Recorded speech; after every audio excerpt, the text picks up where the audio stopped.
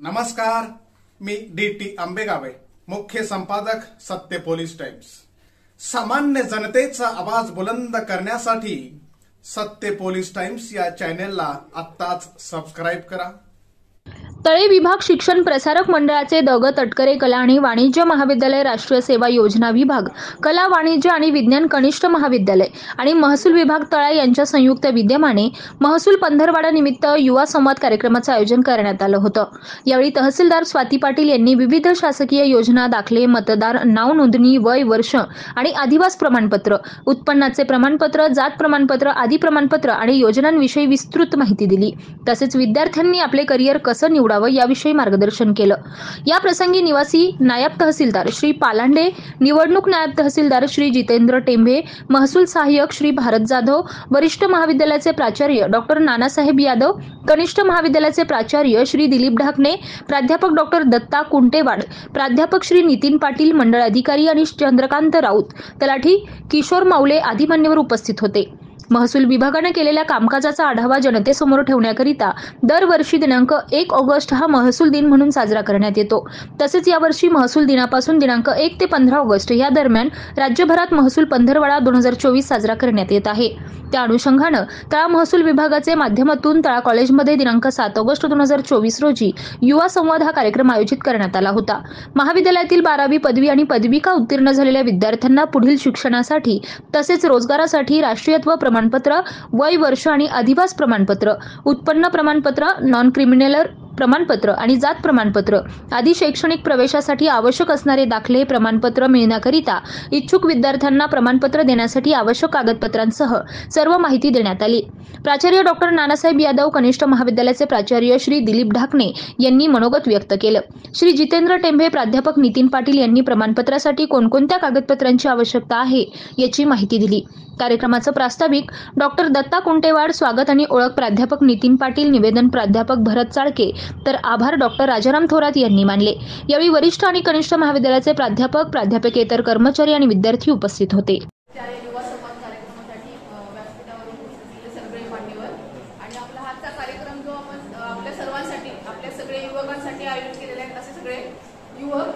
सगळ्यांना माझा नमस्कार। 1 ऑगस्ट हा दिवस आपल्याकडे महसूल दिन म्हणून साजरा केला जातो आणि ह्या वर्षीपासून 1 ऑगस्ट ते 15 ऑगस्ट हा महसूल पंधरवडा म्हणून साजरा करण्याचे निर्देश आहेत शासनाचे। त्या अनुषंगाने आपल्याकडे 1 ऑगस्ट पासून शासनाच्या वेगवेगळ्या ज्या योजना आहेत त्या राबवल्या जातात।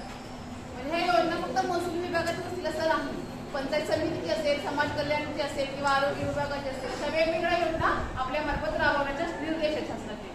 तर आजचा जो 7 ऑगस्टचा जो दिवस आहे तो युवा संवाद हा कार्यक्रम आपल्याला साजरा करायचा आहे। त्यानं काय सांगितलेलं की जे युवकांसाठी तुम्हाला शिक्षणासाठी असेल किंवा रोजगारासाठी जे विविध प्रमाणपत्र लागतात, जसं की सरांनी सांगितलं डोमिसाईल सर्टिफिकेट असेल, उत्पन्न दाखला असेल, नॉन क्रिमिनल सर्टिफिकेट असेल, कास्ट सर्टिफिकेट असेल, हे तुम्ही आता 11वीचे जे मुलं असेल किंवा 12वीचं ज्यांचे सुरू झालं असेल त्यांनी आत्ताच काढून घेतलं आवश्यक आहे। कारण 12वी नंतर तुम्हाला हे सगळे कागदपत्र कंपल्सरी लागतात।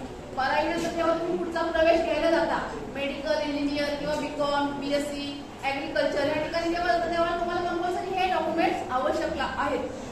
डोमिसाईल सर्टिफिकेट म्हणजे काय? डोमिसाईलचा अर्थ तुम्ही सांगू शकेल का मला? डोमिसाईलचा अर्थ काय होतो? आदिवास दाखला, बरोबर। म्हणजे आदिवास म्हणजे तुम्ही हा महाराष्ट्र राज्याचे 15 वर्ष रहिवासी आहात, हे तुम्हाला माहिती आहे, हे मला माहिती आहे, हे पण कुठंतरी आपल्याला शासनाला डॉक्युमेंट लागतो, प्रत्येक गोष्टीचा पुरावा लागतो। मी स्वाती पाटील आहे, पण तुम्हाला माहिती आहे, मला माहिती आहे, शासन म्हणतं की तुम्ही स्वाती पाटील आहात, त्याचा कुठेतरी पुरावा देणं आवश्यक आहे।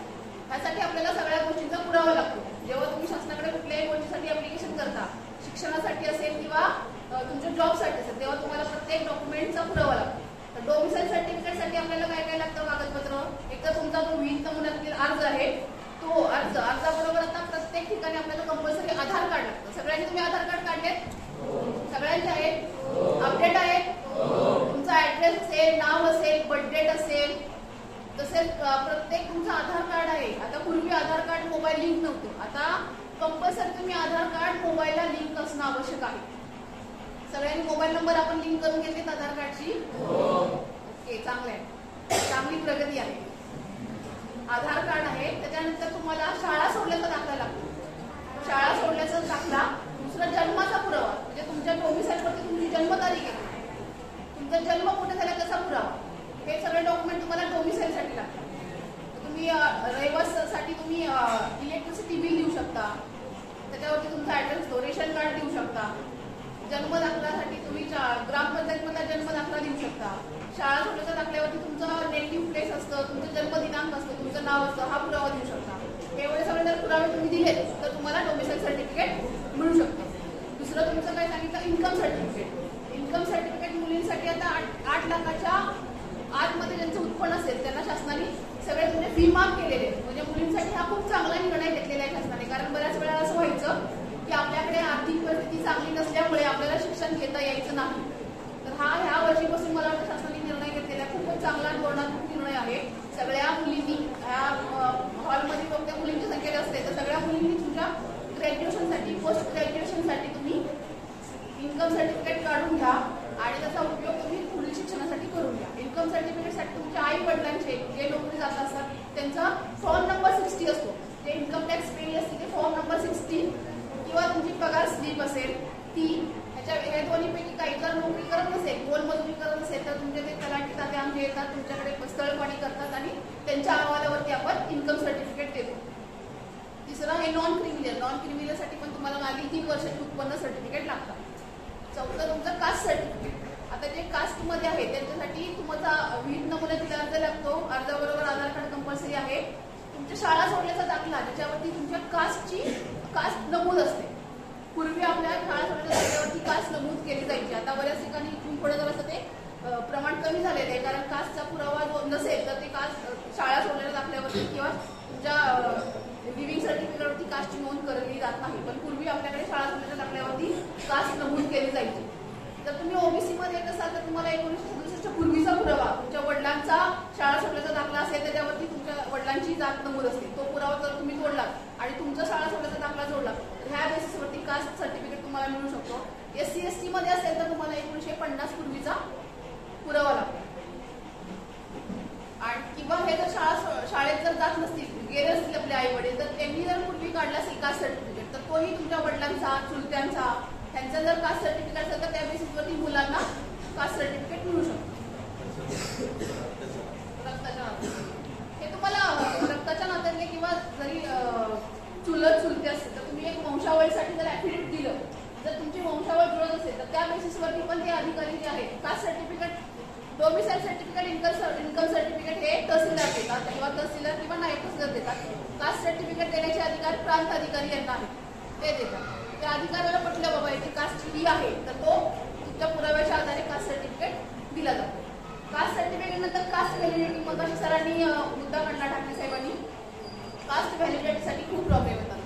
कास्ट व्हॅलिडिटी जी आहे ती आमच्या लेवलवरती नसते. याच्यासाठी जिल्हा लेवलवरती एक ऑफिस असतं, जात पडताळणी प्रमाणपत्र समिती म्हणून. त्या समितीचे 3 सदस्य असतात, एक अध्यक्ष असतो. म्हणजे 3-4 जणांची ती समिती असते. ती समिती ठरवते बाबा ह्यांना जे कास्ट सर्टिफिकेट दिलेलं आहे ते बरोबर आहे की नाही. म्हणजे पडताळणी केली जाते. म्हणजे फक्त कास्ट सर्टिफिकेट घेतला म्हणजे विषय संपला नाही, त्याची कास्ट व्हॅलिडिटी सगळ्यांकडे असणं आवश्यक आहे. तर कास्ट व्हॅलिडिटीसाठी तुम्हाला त्या समितीकडे अर्ज करावा लागतो आणि अर्जाबरोबर तुमचे सुनावणी घेण्यात येते. त्यासाठी तुम्हाला तिथं बोलवलं जातं, सगळे पुरावे घेऊन त्या ठिकाणी तुम्हाला बोलवलं जातं. ज्या विभागाने ते सर्टिफिकेट दिलेलं आहे किंवा ज्या ऑफिसने ते सर्टिफिकेट दिलेलं आहे त्या ऑफिसला पण त्यांच्या रेकॉर्ड घेऊन सगळे बोलवण्यात येते. सरांनी मग असं सांगितलं की कास्ट व्हॅलिडिटी सर्टिफिकेट फक्त सायन्स स्टुडंट्सला देतं, आर्टला आणि कॉमर्सला देण्यात येत नाही. मला असं वाटतं की असं काही नाहीये.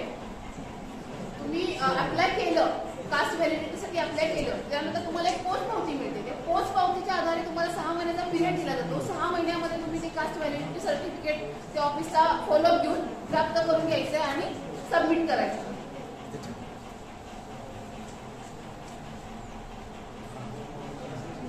तर आपल्याकडे ना तुमचे डोमिसाईल सर्टिफिकेट आणि इन्कम सर्टिफिकेटसाठी वेगवेगळे फॉर्म आलेले आहेत आमच्या ऑफिसमधून.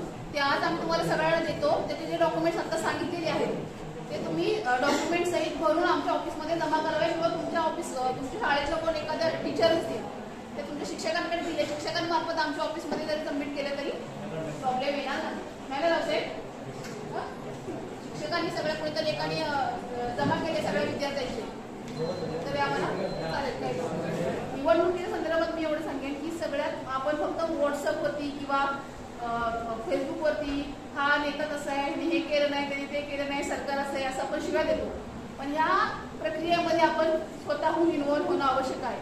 त्या निवडणूक प्रक्रियेत इन्व्हॉल्व्ह होण्यासाठी आपल्याकडे 3 स्टेप आहेत.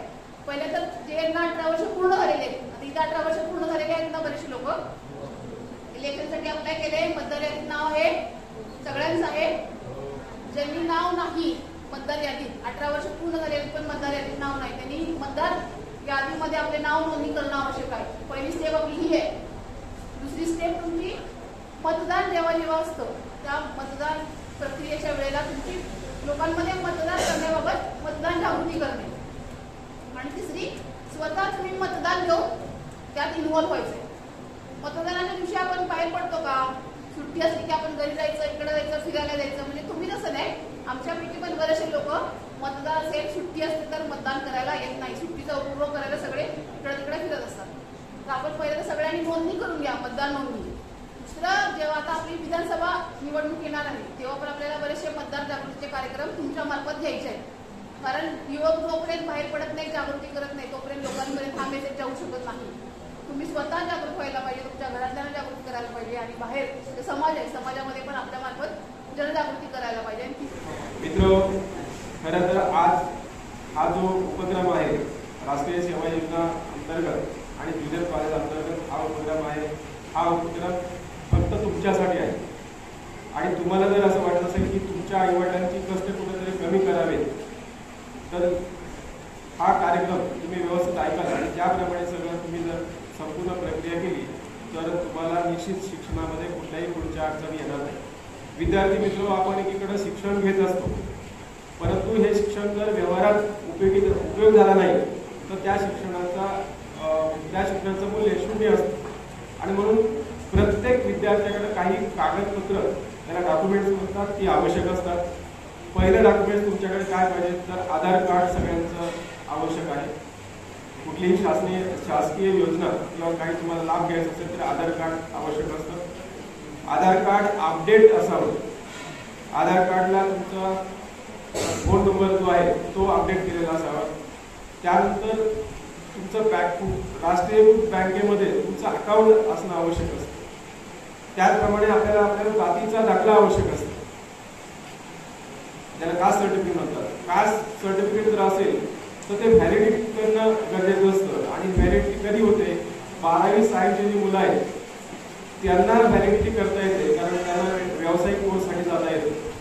आर्ट्स आणि कॉमर्सच्या मुलांना करता येत नाही. त्यांना कधी करता येतं, तुम्हाला व्यावसायिक कोर्स निवडत असेल, LLB असेल किंवा पुढे काही बिझनेस मॅनेजमेंट करत असेल तर त्या ठिकाणी तुम्हाला करता येतं. किंवा नोकरी लागल्यानंतर तुमचं कास्ट सर्टिफिकेट व्हॅलिडिटी करता येतं. त्याचप्रमाणे आपल्याला सर्वात महत्त्वाचं एक डॉक्युमेंट्स लागतं, परमनंट डॉक्युमेंट्स असतात. कास्ट सर्टिफिकेट एकदा काढलं की ते आपण मरेपर्यंत ते चालतं. व्हॅलिडिटी केली की ते आपण मरेपर्यंत त्याची व्हॅलिडिटी असते. त्याचप्रमाणे त्याला डॉमेसाइल सर्टिफिकेट म्हणतात, त्याला आदिवासी प्रमाणपत्र म्हणतात. ते अत्यंत महत्त्वाचं असतं. प्रत्येक विद्यार्थिनी आणि प्रत्येक विद्यार्थ्याला ते शिक्षणामध्ये आवश्यक असतं आणि ते काढणं गरजेचं असतं. ते झालं. त्यानंतर उत्पन्नाचा दाखला आपल्याला आवश्यक असतो, पण उत्पन्नाचा दाखला ज्यांचं उत्पन्न 8 लाखाच्या आत आहे त्यांना 3 वर्षाचा मला वाटतं तो उत्पन्नाचा दाखला मिळतो. आणि ज्यांचं उत्पन्न 8 लाखापेक्षा जास्त आहे त्यांना 1 वर्षाचा उत्पन्नाचा दाखला तहसील कार्यालयाकडे मिळतो. आणि उत्पन्नाचा दाखला तुम्हाला 3 वर्षाचा एकदा किंवा प्रत्येक वर्षी काढावा लागतो. बाकी प्रमाणपत्र तुमचे डॉक्युमेंट्स असतात ती पुन्हा काढण्याची गरज नसते. आणि हे जर तुमच्याकडे डॉक्युमेंट्स असतील तर भारत सरकारच्या ज्या काही शिष्यवृत्ती आहेत, त्याचप्रमाणे महाराष्ट्र शासनाच्या काही शिष्यवृत्ती आहेत, किंवा मुलींसाठी आता मोफत शिक्षण केलेलं आहे, या सगळ्यांचा लाभ तुम्ही घेऊ शकता आणि आपल्या आई वडिलांचा आर्थिक भार कमी करू शकता. आज तुम्ही जर पाहिलं तर तुमची सगळ्यांची उंची 11वी 12वी किंवा कॉलेजच्या मुलांची उंची तुमच्या आई वडिलांच्या उंची एवढी झालेली आहे. किंवा तुमची चप्पल आई वडिलांना यायला लागली, याचा अर्थ काय होतो की चप्पल आई वडिलांना येणं याचा अर्थ असा असतो की त्यांच्या जबाबदाऱ्या आपण कुठेतरी कमी कराव्यात. त्यांच्या जबाबदाऱ्या आपण आपल्या जितकं शक्य आहे तेवढं आई वडिलांना मदत करावी. आणि यासाठी प्रत्येक मुलांनी प्रत्येक मुलींनी एवढी जरी प्रमाणपत्र काढली आणि त्यासाठी शासन आपल्या दारी म्हणून तळ्याच्या तहसीलदार मॅडम इथं आलेले आहेत, नायब तहसीलदार साहेब इथं आलेले आहेत, त्यांची संपूर्ण टीम इथं आलेली आहे. आणि ते सांगतील त्याप्रमाणे जर तुम्ही डॉक्युमेंट त्यांना सबमिट केली तर प्रत्येक विद्यार्थ्याला ही कागदपत्र निश्चित मिळतील. यासाठी करावा लागणारा पाठपुरावा जे असेल त्यासाठी महाविद्यालयाचे सर्व प्राध्यापक आहेत, NSS विभाग आहे, मी स्वतः प्राचार्य म्हणून सुद्धा तुम्हाला मदत करेन, किंवा ऑफिस कार्यालयीन कामकाज करणारे प्रकाश गायकवाड सर आहेत, ते सगळ्या भारत सरकार शिष्यवृत्ती, महाराष्ट्र सरकारची शिष्यवृत्ती किंवा अन्य शिष्यवृत्तीचं काम पाहतात. ते 24 तास म्हणजे महाविद्यालयामध्ये 8 ते 10 तास ते काम करत असतात. त्यांनाही कोणत्याही वेळी तुम्ही जर येऊन भेटला तर त्यांची निश्चित मदत केली जाईल. आणि मी विद्यार्थी मित्र, पहिली गोष्ट सर्वांसाठी सांगतो, तुम्हाला महत्वाचा दाखला जो आहे तो चारित्र्याचा दाखला लागतो. बरोबर, पोलीस पाटील असेल किंवा तुमच्या तालुक्याचं पोलीस स्टेशन असेल, हे मी आवर्जून का सांगतोय की तुम्ही ज्या एज मध्ये आहात या एज मध्ये तुम्हाला त्याचं भान राहत नाही आणि तुम्ही छोटे मोठे कुठले तरी गुन्हे करतात आणि त्याची तक्रार पोलीस स्टेशनला असते. आणि जर का तुमच्या नावाची तक्रार पोलीस स्टेशनला कुठलीही असली तर तुमच्या चारित्र्याचा नियम दाखला तिथून मिळत नाही. ती पहिली तुम्ही जबाबदारी घ्यायची. त्याचबरोबर तुम्हाला उत्पन्नाचा दाखला दरवर्षी काढावा लागतो, पण नॉन क्रिमिनल त्याला म्हणतो. ते नॉन क्रिमिनल 3 वर्षासाठी एकदाच असतं आणि तेच देखील ज्याचं उत्पन्न यादव सरांनी सांगितलं की 8 लाखाच्या आतमध्ये असेल. त्याचबरोबर या वर्षापासून सरकारने अगदी पहिली ते PG पर्यंत कुठलंही एज्युकेशन असू द्या ते मुलींसाठी फ्री आहे. आता शब्द ते फ्री योजना काढली आहे, पण त्यासाठी देखील काही अटी आणि शर्ती असतीलच. तर त्या देखील आपल्याकडे अगोदरच आपल्याकडे ती सगळी माहिती असणं फार गरजेचं आहे. आणि एकदा आपण 10वी पास झालो की आपण हळूहळू हे सगळे डॉक्युमेंट्स आपल्या फाईलला रेकॉर्ड करून ठेवायचे. त्याचे 2-3 झेरॉक्स देखील आपल्याला काढून ठेवायचे. कारण आता NAP माध्यमातून जे काही शिक्षण येते त्यामध्ये त्यांनी सांगितले की अगदी 10वी पासून ते PG पर्यंतचा कुठलाही विद्यार्थी जो एखाद्या विषयामध्ये ट्रेन असेल आणि मला या शाळेमध्ये NSSचं मार्गदर्शन करायचे, 8 दिवसांनी माझ्याकडे NSSचं शिक्षक पाहिजे, तर मी या कॉलेजमधनं त्या विद्यार्थ्याची शिफारस करू शकेल आणि तो विद्यार्थी मला ट्रेनर म्हणून माझ्या विद्यार्थ्यांना मार्गदर्शन करण्यासाठी मिळू शकेल. ही योजना यावर नवीन सुरू झालेली आहे. तेव्हा प्रत्येक विद्यार्थ्यांनी हे कोर्स आणि शिक्षण काळजीपूर्वक घेणं अत्यंत गरजेचं आहे.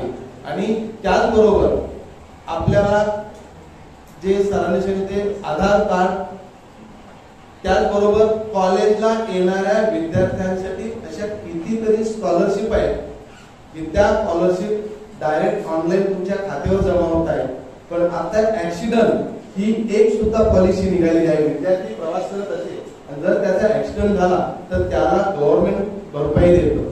तुमची क्रीडा आहेत, खेळ आहेत, खेळामध्ये देखील विद्यार्थ्याचं काही त्याला इजा झाली, दुखापत झाली तरी त्या विद्यार्थ्याला पूर्ण त्याचा वैद्यकीय खर्च त्या ठिकाणी मिळू शकतो. त्याच्यासाठी तुमच्याकडे आधार कार्ड आणि नॅशनल बँकेचं पासबुक असणं अत्यंत गरजेचं आहे.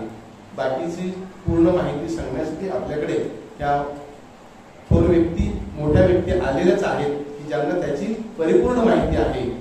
त्यांना मी विनंती करतो की आपण आमच्या विद्यार्थ्यांना हे मार्गदर्शन करावं. विद्यार्थ्यांनी ते अगदी लिहून घेतलं तरी चालेल, नुसतं ऐकून काय हे कीर्तन नाहीये. आपल्याला जे काही अडचणी येतील त्या तुम्ही लिहून घेतल्या पाहिजे. या ठिकाणी मला 2 शब्द बोलण्याची संधी दिली त्याबद्दल मी प्राचार्य आणि तहसीलदार मॅडमचे आभार मानतो आणि माझे 2 शब्द संपवतो. जय हिंद, जय महाराष्ट्र. ज्यांचे आता 17 वर्ष वय सुरू असेल, रनिंग 17 ज्यांचं आहे, 2 महिन्यात, 1 महिन्यात किंवा 2-3 महिन्यामध्ये ज्यांचा 18 पूर्ण होईल असे विद्यार्थी या मतदार यादीत नाव समाविष्ट करण्यासाठीचा अर्ज करू शकतात. त्यांनी तो अर्ज सादर करायचा आहे. ऑटोमॅटिक तुमचं ज्या दिवशी 18 वर्ष वय पूर्ण होईल त्यावेळेला तुमचं मतदार यादीमध्ये नाव समाविष्ट केलं जाईल. मतदार यादीत आपलं नाव येणं हे भारताचा नागरिक असल्याचा सगळ्यात महत्वाचा पुरावा आहे. पुढे तुम्हाला पासपोर्ट काढायचा असेल किंवा काय काढायचं असेल त्यावेळेला मतदार ओळखपत्र आवश्यक असतं. तर ते महत्वाचं आहे. नागरिकत्वाचा हा एक महत्वाचा पुरावा असू शकतो.